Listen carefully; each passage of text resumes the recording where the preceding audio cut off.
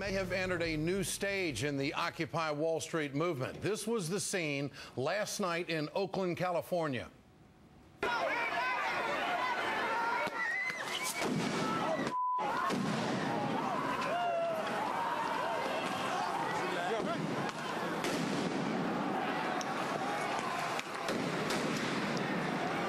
Is this America?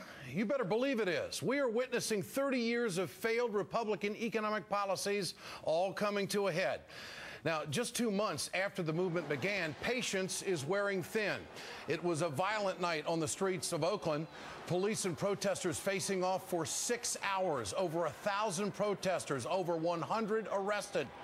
Authorities say the decision to move some of the protesters from a makeshift camp at a local park was based on public health and safety. But Oakland police felt the need to eventually use tear gas. We were in a position where we had to deploy gas in order to stop the crowd and people from pelting us with bottles and rocks. Flash grenades and rubber bullets were also reportedly used to control the crowd by other police agencies. 2 police officers were injured.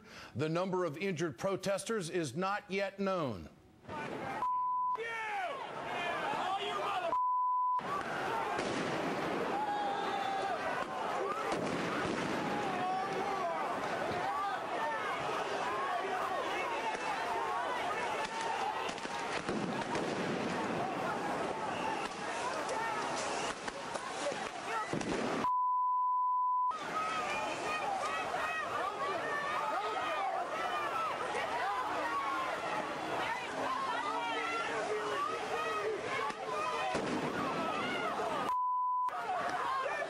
What happened?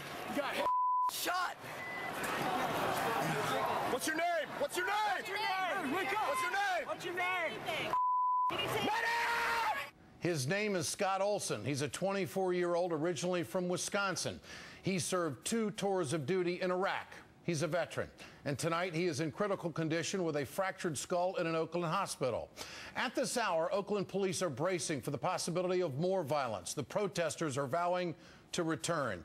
Meanwhile, over 50 were arrested in protests in Atlanta, Georgia, including State Senator Vincent Fort, who will join us in just a moment. Our affiliate, WXIA, was on the scene. Tensions between city leaders and Occupy protesters have been rising for days. This is getting ready to come to a conclusion. Occupy Atlanta's voice is the voice of people who have no job. If you want to be arrested, this is the spot we want to make it circle. Now dozens waking up in jail, but vowing to continue their fight. Can we arrested again? We'll see. The occupation will continue in one form or another. After a night of protests on both coasts, today, Republicans are accusing President Obama of sowing the seeds of discontent. Instead of appealing to the hope and optimism that were the hallmarks to his first campaign, he has launched his second campaign by preying on the emotions of fear, envy, and resentment. I have been to several of these protests. There is anger and resentment at the policies that have left over 25 million Americans unemployed in this country. President Obama has a real jobs plan on the table, trying to get something done, something that we have not seen from the Republicans. The obstruction in Washington at a time of national economic crisis has sent people into the streets. Now what? These people aren't in the streets because they hate America. They are in the streets because they love this country. They want to realize the chance at the American dream.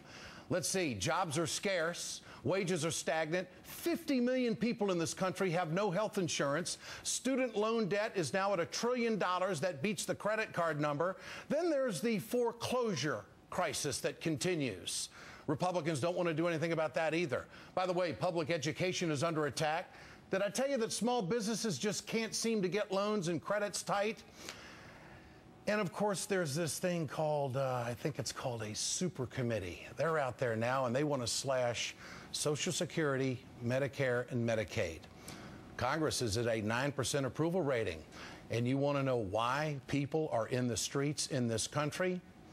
There is your answer. But here's the next question.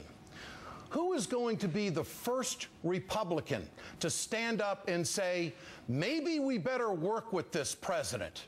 Maybe the country has had too much obstruction. Maybe all of these filibusters have just taken a ride on the people of the American people, on the point of the American people, where they are in the streets for maybe our actions.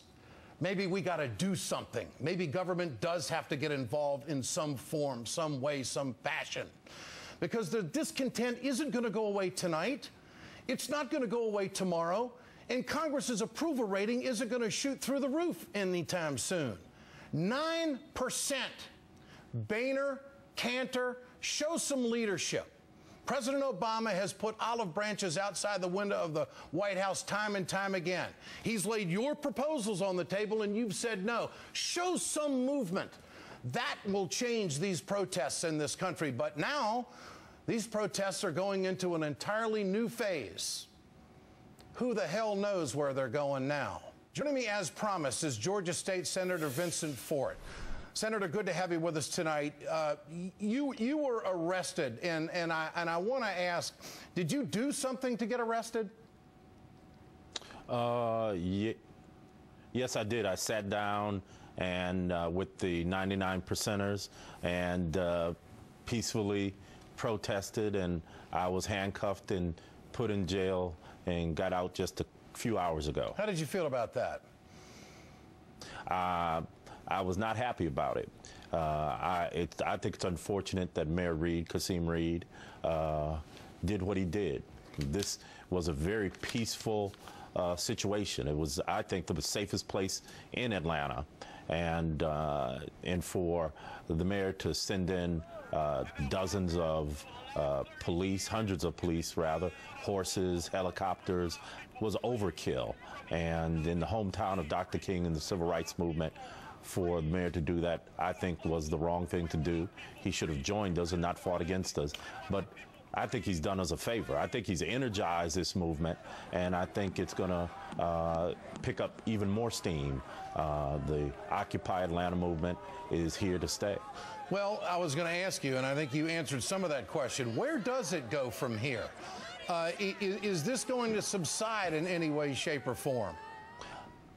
I don't think so. I don't think so. I think the Occupy Atlanta movement, although it's very nonviolent, is angrier than ever and more committed to than ever to bring a change to Atlanta. Atlanta, in particular, and Georgia in general, has suffered through the top 5 in the country in joblessness and foreclosures. Homelessness is rampant around the state capitol, around City Hall. So I think the mayor may have done us a favor by doing what he did last night and arresting us. I think it's energized an already energized movement.